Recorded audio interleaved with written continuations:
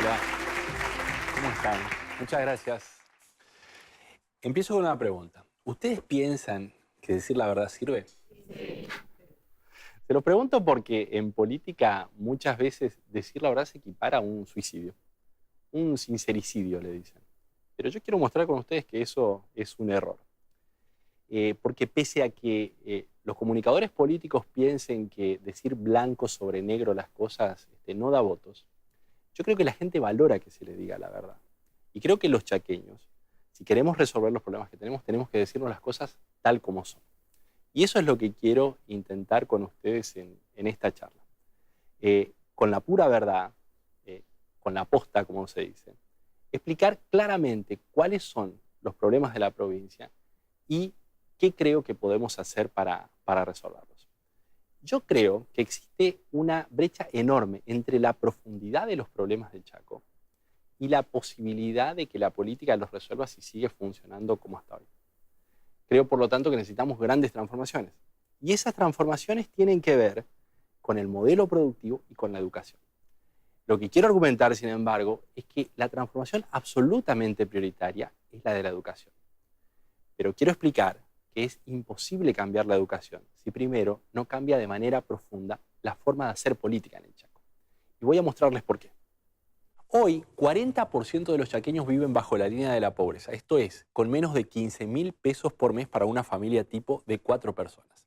Se trata de familias en las que los padres no tienen los estudios completos, no tienen oficios aprendidos, no tuvieron la posibilidad de trabajo continuo, viven en viviendas precarias y los padres de esos padres vienen de la misma situación. Es decir, la pobreza en el Chaco es estructural y se viene repitiendo hace varias generaciones. En estas familias nace el 50% de los chicos de la provincia, que luego de crecer en un contexto de muchas privaciones materiales y sobre todo culturales, llegan al inicio de la escuela con una gran desventaja en términos de capacidades cognitivas. Yo me he dedicado durante los últimos 5 años a recorrer una por una las escuelas de la provincia y hablar con sus maestros. Y veo que a las escuelas se les plantea un dilema, porque si los maestros exigen plenamente los contenidos, se arriesgan a hacer repetir a una alta proporción de los chicos. La alternativa que tomamos es retener a los chicos hasta séptimo grado, pero a costa de una débil transmisión de conocimientos. En áreas clave, como matemática y lengua, muchas veces enseñamos en cuarto grado los contenidos que corresponden a segundo, en quinto los que corresponden a tercero y así sucesivamente. Esta es la realidad de muchas e incluso la mayoría de las escuelas de la provincia. Pero después de séptimo grado, los chicos pasan de una maestra que contiene casi como una mamá a 10 profesores y el enfoque mucho más enciclopédico de la escuela secundaria. Y entonces sucede lo siguiente, hacen primero, segundo año y se caen del sistema y 50% de los chicos no termina la escuela secundaria en la provincia del Chaco. Si ustedes se fijan en cualquier escuela secundaria, tienen siempre 8 o 9 primeros años y 4 quintos. 50 es el promedio que no termina, pero si miramos a los hogares pobres en particular, 6 de cada 10 chicos no terminan la escuela secundaria en la provincia del Chaco.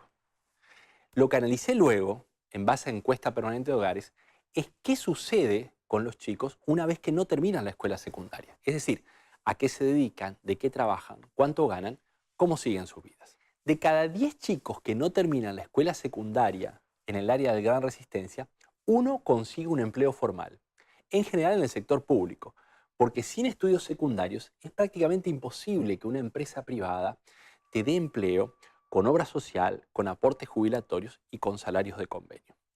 Otros 5 directamente permanecen inactivos, porque la mitad de las personas que no terminaron la escuela secundaria en la provincia del Chaco ya no salen a trabajar.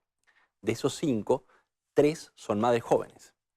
Otros 2 hacen cuentapropismo de bajos ingresos, es decir, hacen changas, y ganan entre 4 y 5.000 pesos por mes, que es un tercio de la línea de la pobreza. Y los últimos 2 trabajan para un patrón, pero el empleo es informal, empleo negro, y ganan entre 5 y 7.000 pesos por mes, que es, digamos, el 50% de la línea de la pobreza. Y esta situación ya no cambia, se mantiene por el resto de sus vidas. Así que esta es la realidad de la provincia del Chaco. Por eso yo escribí un libro al que le puse como título ¿Cómo salimos de esto? Porque si no podemos resolver esto, no tenemos futuro como provincia. Y esto hoy no forma parte de los debates de la sociedad ni de la dirigencia política. Y entonces, lo primero que quiero hacer es llamar la atención sobre estos temas, porque si no somos conscientes de los problemas, es imposible generar los consensos que necesitamos para resolverlos. Antes de proponer soluciones, es imprescindible entender algunas de las cosas que en cierta medida marcan la cancha en que se juega este partido. Lo primero, debemos realizar un enorme esfuerzo educativo y de formación laboral para que el colchón social que se puso en los últimos años se transforme en un trampolín, porque solo con planes sociales no vamos a romper los círculos viciosos de la pobreza. Lo segundo, debemos entender que incluso si tuviéramos gasoducto, electroducto, promociones industriales que nos permitieran llenar de fábricas la provincia, una vez que los chicos no terminan la escuela, no les vamos a poder dar trabajo. Es decir, necesitamos cambiar el modelo productivo para que el tren del crecimiento vaya más rápido. Pero sobre todo, necesitamos construir un puente para que todos los chaqueños se puedan subir a ese tren. Y ese puente es la educación, porque si los chicos no terminan la escuela, el partido terminó para ellos. Lo tercero, debemos entender que ese puente de la educación funciona con plata provincial. Los sueldos de los maestros son con plata provincial, los sueldos de los porteros, la luz, el agua, que haya o no haya tiza en las escuelas, todo es con plata provincial. De manera que lo que podamos hacer o no podamos hacer en educación, tenemos que discutirlo en el marco del presupuesto provincial. Y para eso es clave entender cómo funciona la plata de la provincia. Y por último, que frente a este enorme problema, cuya solución pasa por la educación, los maestros se sienten totalmente abandonados frente a una problemática que los desborda. Escuela por escuela, los maestros intentan enseñar, pero hacen de asistente social de los chicos, de psicólogo de los chicos y de psicólogo de los padres. Hacen rifas, pastelitos o pollos para pintar el aula, para arreglar los vidrios o para desagotar los baños. Cuando los chicos nos traen las cartulinas o las fotocopias, ponen de sus bolsillos para dar la clase. Cuando enfrentan problemas de autoridad, las familias se les vienen encima y nadie los respalda dentro del sistema educativo. Y finalmente, ganan salarios muy escasos. Entonces, si esta es una batalla contra la pobreza y por construir el futuro del Chaco, tengamos claro que nuestros soldados se sienten abandonados y solos, y que muchos de ellos se quieren ir a la casa porque no sienten que exista un proyecto que les dé sentido a su tarea cotidiana. Estos son los números, este es el diagnóstico. Repito, si no podemos resolver este problema, no tenemos futuro como provincia. Entonces, ¿cómo salimos de esto? Lo que se requiere es hacer de la educación una prioridad absoluta. Es decir, poner todas las políticas del Estado al servicio de la educación, porque esta es la principal herramienta que tenemos para enfrentar a la pobreza. Nosotros identificamos 10 políticas que son prioritarias para abordar este problema. No se trata de maquillaje, son cambios profundos. Estos 10 puntos tienen que ver con la primera infancia, con la salud, con la política de infraestructura, con recuperar la autoridad de la escuela, con fortalecer la formación en oficios desde la secundaria, con mejorar la formación de los maestros y con otros puntos que son centrales para luchar contra la pobreza.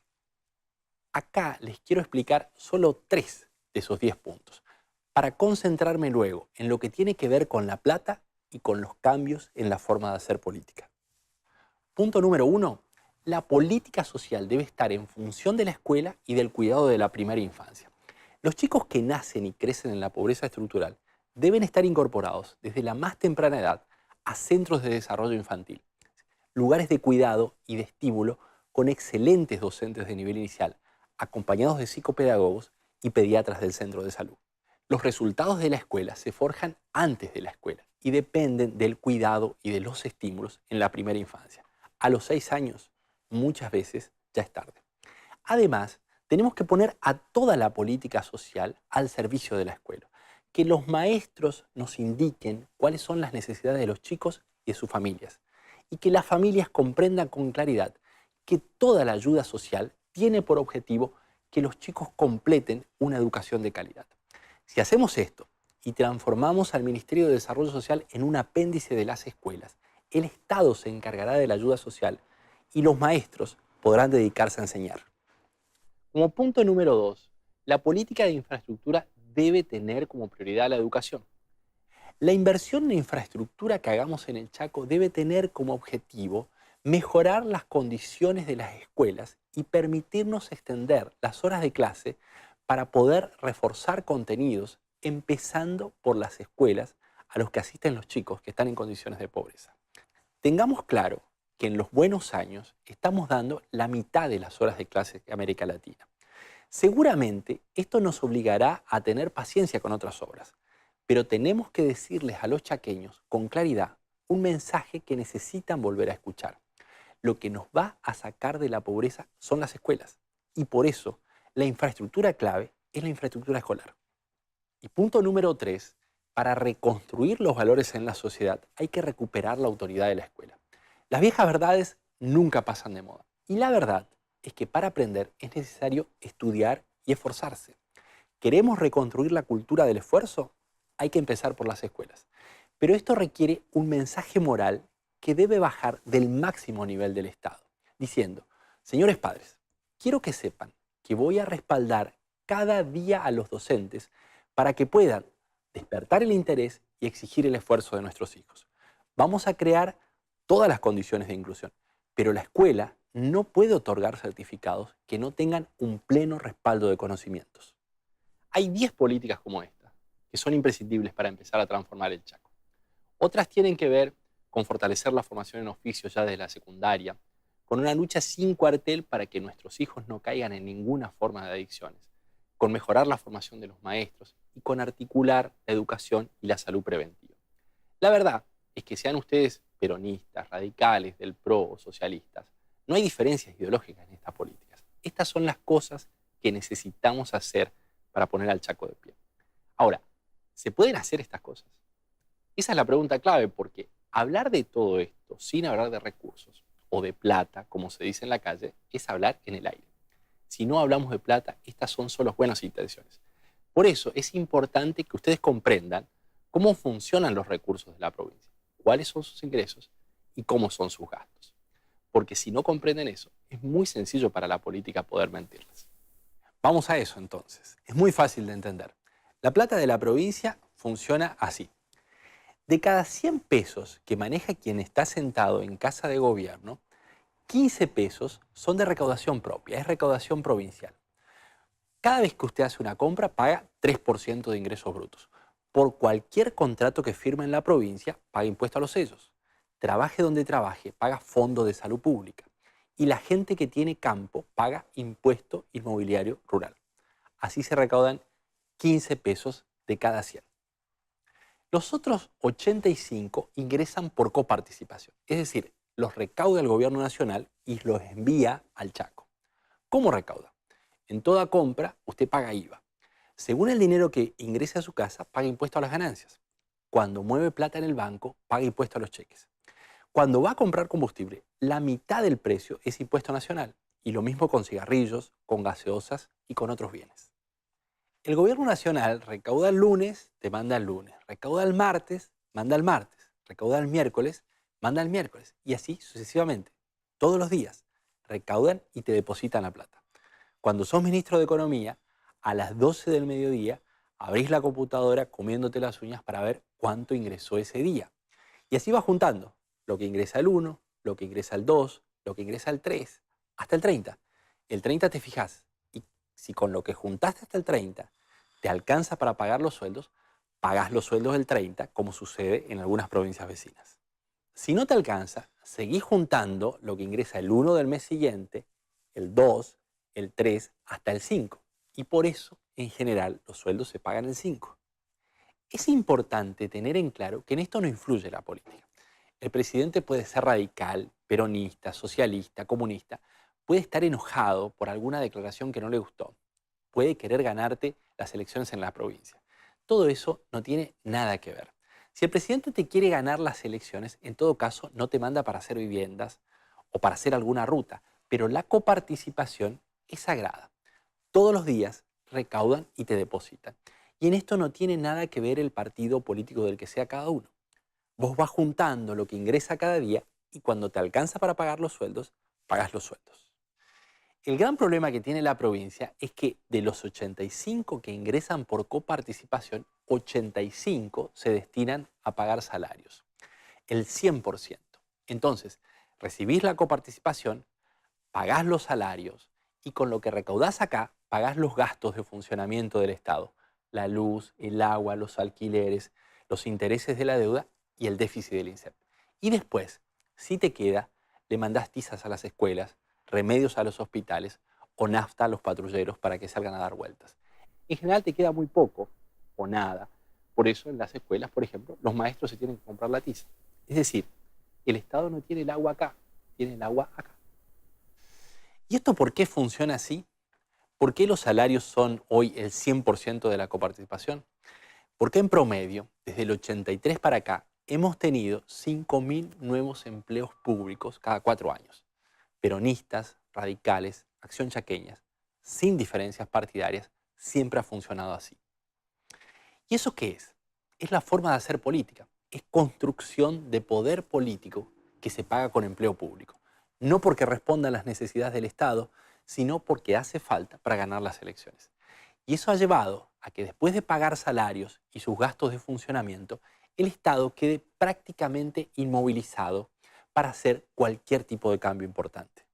Entonces, lo que hay que entender es lo siguiente. Si no cambia esto, es imposible cambiar nada en el Chaco. Lo que tenemos que empezar por cambiar es la educación. Pero no hay forma de cambiar la educación si primero no cambia la forma de hacer política. Funcionando así, no te queda ni para mandarle tiza a las escuelas. Menos aún va a quedar para hacer ninguno de los cambios importantes de los que mencionamos antes. Aparte de estos recursos, el Estado recibe el Fondo de la Soja. Con el Fondo de la Soja no se puede contratar gente, solo se pueden hacer obras públicas. Y de ahí se hace la obra pública, que ha generado tantas denuncias de corrupción en los últimos tiempos, atravesando a todos los partidos, ya sea para el financiamiento de la política o para enriquecimiento personal. Y ahí está, así son los recursos del Estado. Vean ahora cómo son los salarios y cuáles pueden ser los aumentos. De los 85 pesos que se pagan de salarios, 43 son salarios de educación, es decir, salarios educativos. 12 pesos son salarios de salud y 8 pesos son salarios de la policía, es decir, de seguridad. Hay 40.000 personas trabajando en educación, 11.000 en salud y son 7.000 los policías de la provincia. El resto ya son las áreas del Estado más pequeñas. Y aquí están a la vista todos los elementos para ver cómo podemos construir una política salarial que privilegie la educación. Como la coparticipación es el principal ingreso de la provincia y los salarios educativos son el principal egreso, la provincia debe ordenarse para asegurar que destinará a los salarios de la educación el mismo porcentaje de aumento que tenga en la coparticipación. Si la coparticipación aumenta el 10%, un aumento del 10%. Si aumenta el 15%, un aumento del 15%. Y así sucesivamente. Este compromiso debe constar en una ley y debe ser la política salarial educativa de mediano y largo plazo. ¿Esto se puede hacer? Sí, a condición de que quien llegue al gobierno no ponga 5.000 nuevos empleos en el Estado. ¿Qué aseguraría esto? Que todos los chaqueños estaremos haciendo el máximo esfuerzo para construir un futuro a partir de la educación. Prioridad a los salarios docentes para que cada año tengamos 180 días de clases y sobre esta base empezar la transformación educativa que el Chaco necesita. Entonces, para finalizar, la propuesta que hago para transformar el Chaco, empezando por la educación, se puede resumir en 3 puntos. Punto número 1. Con los fondos de la obra pública, prioridad a la infraestructura y al mejoramiento que necesitan las escuelas. Con el resto, tengamos un poco de paciencia hasta que las escuelas y sobre todo las escuelas a las que van los chicos más pobres tengan todo lo que necesiten. Punto número 2. Hay que congelar las vacantes en el Estado por los próximos 10 años. Salvo necesidades muy excepcionales, tenemos que reorganizar y capacitar a la gente que ya está dentro del Estado para cumplir las tareas que haya que cumplir. Solo de esta manera, el crecimiento de la coparticipación irá generando margen para tener una política salarial previsible y para tener un Estado que pueda estar presente cuando le tenga que mandar tiza a las escuelas y remedio a los hospitales. En educación, en salud, en seguridad, en cada área del Estado existen enormes bolsones de recursos salariales, materiales y humanos mal utilizados o desperdiciados, que no podemos permitirnos como provincia. Y que si los utilizamos bien, nos dan la posibilidad de premiar el esfuerzo de quienes se esfuerzan y potenciar así la acción del sector público para tener a la vez un Estado más eficiente y más presente. Y punto número 3, lo que ya mencionamos como punto 3, tenemos que recuperar la autoridad legítima de la escuela. La dirigencia política debe dar el ejemplo a las familias y al conjunto de la sociedad, haciendo del respaldo a los maestros una bandera cotidiana, convencidos de que esa es la mejor manera de construir un futuro para nuestros hijos. La escuela será así una de las instituciones centrales desde las que podremos empezar a reconstruir la cultura del esfuerzo y la dedicación que tanto necesitamos como sociedad. Por supuesto, estos 3 puntos solo son posibles a partir de un cambio profundo en la forma de hacer política. No mentir, no robar, no acomodar gente en el Estado y no improvisar en la gestión. Queda por preguntarse, ¿somos capaces los chaqueños de realizar estos cambios? Los cambios que nos permitirán salir de esto. Sin dudas, todos encontraremos coros de escépticos y de cínicos diciéndonos que ya es demasiado tarde, que el egoísmo ha calado hondo y se ha consolidado, que los intereses mezquinos son demasiado poderosos y que es mucho más seguro para cada uno seguir apostando con ferocidad al sálvese quien pueda, que refuerza el cambalache en que vivimos cada día. Sin embargo, yo tengo fe en el Chaco. Yo tengo fe en la reacción de los chaqueños cuando se les dice la verdad y se los convoca a un esfuerzo justo, creíble y parejo. Que esto es posible desde el punto de vista económico, ya lo vimos, con paciencia y con tiempo. Eso sí, ahora tenemos que hacerlo posible desde el punto de vista político, porque la realidad es que los cambios no ocurren hasta que no ocurren en el corazón y en la mente de las personas. Pero si los chaqueños somos capaces de volver a apostar a la esperanza, si somos capaces de recuperar la fe en las grandes cosas que podemos hacer trabajando juntos, si somos capaces de dejar atrás este pozo de política cínica, de peleas estériles y de escepticismo, y volver a poner lo mejor de nosotros mismos para construir la provincia que queremos dejarle a nuestros hijos. Un lugar en el que respetemos y se nos respete. Entonces, sin dudas, vamos a poder dar vuelta a la página del estancamiento y empezar a escribir juntos un nuevo capítulo en la historia del Chaco. Muchas gracias.